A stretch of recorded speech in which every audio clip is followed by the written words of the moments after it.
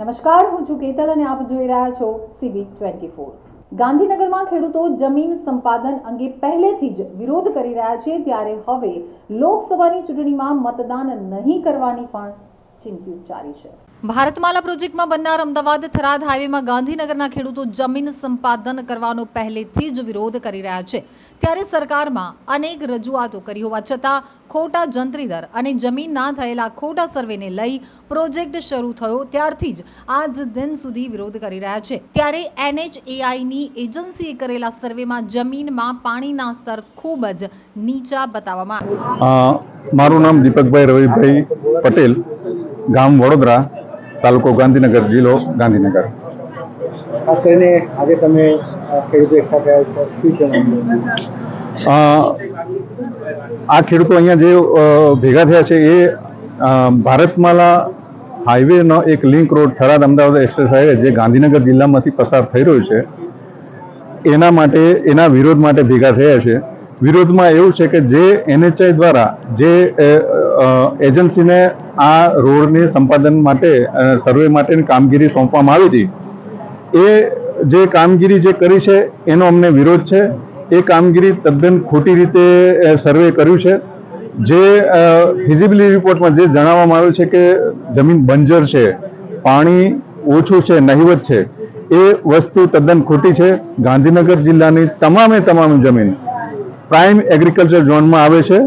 બીજું, ગાંધીનગર જિલ્લાની જે તે જમીન છે, ગાંધીનગર જિલ્લો ડેવલપ થઈ રહ્યો છે, એમાં આ જમીન એકદમ નજીકથી જઈ રહી છે, આ રોડ જઈ રહ્યો છે, તેમાં પણ આ વિકાસ ગાંધીનગર જિલ્લા દહેગામ તાલુકાનો વિકાસ નોંધાવાનો છે, એવું પણ થઈ રહ્યું છે।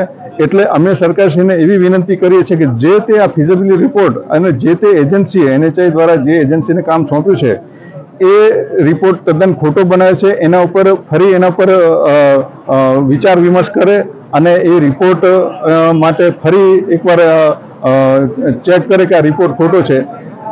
ઓપ્શન 1, 2 અને 3 કર્યા છે, એમાં જે આ રિપોર્ટ બનાવે છે એ અમે અમારી રીતે સર્વે કર્યું છે, એમાં ઓપ્શન 2 જે રખેલ બાજુથી પસાર થયું છે એમાં બંધ બેસતો આવી રહ્યો છે। ક્યાંક ને ક્યાંક અમને એવું લાગી રહ્યું છે કે રાજકીય કોક નેતાઓ કે કોકના દબાણવશ આ રોડ અહીંયા સંપાદિત કરવામાં આવ્યો છે। ઓપ્શન 1માં જે ફિઝિબિલિટી રિપોર્ટ બનાવવામાં આવ્યો છે એ તદ્દન અમારે લાગુ નથી પડતો અને ઓપ્શન 2 જે રખેલ બાજુ નીકળે છે એમાં લાગુ પડી રહ્યો છે। એક એ છે। બીજું, જે સંપાદનની પ્રક્રિયામાં જે આવી રહ્યું છે કે નોંધ પાડવાની, જે અત્યારે અમારે ગાંધીનગર જિલ્લાની 6ની નોંધો સરકારશ્રી દ્વારા પાડી દીધી છે, એનો અમે સખત વિરોધ કરી રહ્યા છે। સંપાદનની પ્રક્રિયામાં નોંધની પ્રક્રિયા હજુ વાર છે, પહેલા સર્વે થાય, બધું થાય, પછી નોંધ પડે, પણ ક્યાંક ને ક્યાંક સરકારશ્રી દ્વારા આ ખોટી રીતે નોંધ પાડી છે, અમે એનો વિરોધ કર્યો છે। નોંધ અમારી રદ કરવા અમે વિરોધ કરી રહ્યા છીએ અને નોંધ ઝડપથી રદ થાય અને અમારા ખેડૂતોને યોગ્ય ન્યાય મળે। જે એજન્સીએ જે માપણી કરી છે એ પણ ખોટી છે, એના પણ કોઈક ધ્યાન આપી અને યોગ્ય અમને ન્યાય મળે એ અમારી રજૂઆત છે। મારું નામ બેચરભાઈ ચૌધરી, છાલા ગામ। આજે ખેડૂતો એકઠા થયા, હા, એ ભારતમાલા પ્રોજેક્ટના વિરોધ માટે ભેગા થયા છે। એટલે અહીંયા જે રોડ પસાર થાય છે એ ગ્રીનબેલ્ટની જમીનમાં ખોટો સર્વે કરી અને અમને રોડનું કાર્યવાહી ચાલુ કરેલી છે। એના વિરોધમાં આ ગાંધીનગર જિલ્લાના 4 તાલુકામાં સખત વિરોધ ચાલે છે। એટલે આ બાબતમાં આ લોકો કોઈ રોડની કામગીરી થવા દેવાના નથી અને પેલું સ્થળ પર કોઈ કામગીરી કરવા નહીં દે। ખેડૂતો કોઈ પણ ભોગે જમીન આપવા માંગતા નથી ને આ ગ્રીનબેલ્ટની જમીનમાં ખોટો રોડ ઊભો કરે છે। એના લીધે ચૂંટણીના ટાઈમમાં ખેડૂતો સખત વિરોધ કરશે, ચૂંટણીનો મતદારનો પણ વિરોધ કરશે। સમજા મતદાર ક્યારે જમા કરાવીને આનું ખેડૂત સમાજ આખો બહિષ્કાર કરશે। આ બધા ચર્ચાઓ સમિતિમાં ચાલી રહી છે।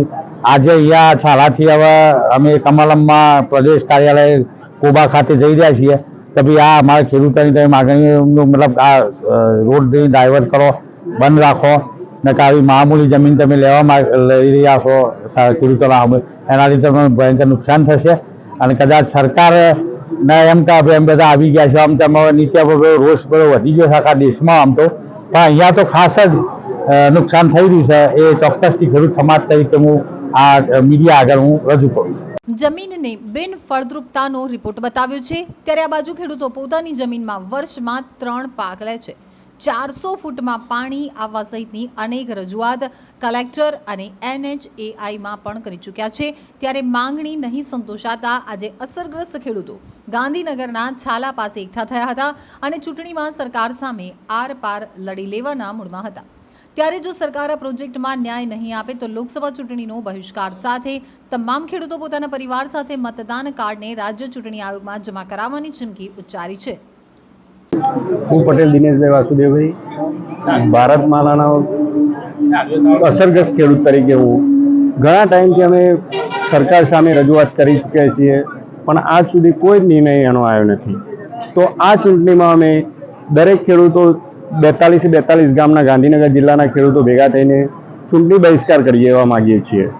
જો અમારી 2 રણનીતિ છે કે જો આવતા સમયમાં અમે જો અપક્ષમાં ફોર્મ ભરવાની ગણતરી છે, જો અમારી બધા ખેડૂતોની સંમતિ હશે તો એ કરવાના છીએ કે બધા ફોર્મ ભરીશું અપક્ષમાં, અને જો એ નહીં થઈ શકે તો અમે ખેડૂતો બધા ગામ દીઠ અમે ચૂંટણી પંચને રજૂઆત કરવાના છીએ કે અમે ચૂંટણીનો બહિષ્કાર કરીએ છીએ કે જે અમે નેતા ચૂંટણી લાવીએ છીએ અમારા જ પ્રશ્નોના જવાબો નથી આપી શકતા, કે જે રિયાલિટી છે કે જે અમને તકલીફ છે એના જવાબો ના આપી શકતા હોય તો તમે શું કારણ ઊભા રહો છો ચૂંટણીમાં, કે તે જે અમારા ફાઈન તમે વોટ માગવા આવો છો તો અમને કોઈ આલવાનો કોઈ અધિકાર જ નહીં ને. વોટ અમારા પ્રશ્નોના જવાબ ના મળતા હોય તો અમને વોટ આલવાનો કોઈ અધિકાર જ નથી ને.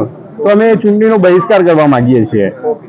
ચૂંટણી કાર્ડ અમે બધા ખેડૂતો ભેગા થઈને જમા કરાવીને પછી બહિષ્કાર કરવાના છીએ.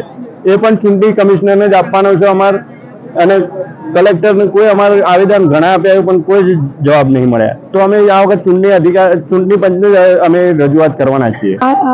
ગાંધીનગર જિલ્લાના 5 થી 6 હજાર ખેડૂતો છે, એમની હજારો સંખ્યામાં જમીન જઈ રહી છે. અમે જમીનથી જ અમારું છે, બીજો કોઈ ધંધો નથી અમારો. તો અમે એના થકી જ છીએ અને જમીન જતી રહેશે તો અમે શું કરીએ? સરકારને શું કહેશો તમે? સરકારને આ ખોટી નોંધો બધી કરી છે એ રદ કરે અને અમારી આ રોડ ગાંધીનગર ઝોન ઉપરથી જમીન રસ્તો રદ કરે. અને હું નરેન્દ્રભાઈ મોદીને એટલી પ્રાર્થના કરું છું કે મને જો દીકરી તરીકે માનતા હો અને બેન તરીકે માનતા હો તો એ કહે છે કે જેટલી ગુજરાતની મહિલાઓ છે એ મારી બેન છે, તો હું એમને રિક્વેસ્ટ કરવા માગું છું કે તમે મારી વાત માનો અને આ બધાને ભાણિયાને બધાને તમે જમીન વગરના ના કરો.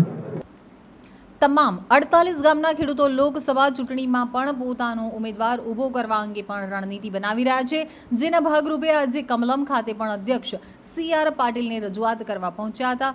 જો માંગણી નહીં સંતોષાય તો આંદોલન જલદ બનાવવા અંગે પણ ચીમકી ઉચ્ચારી છે.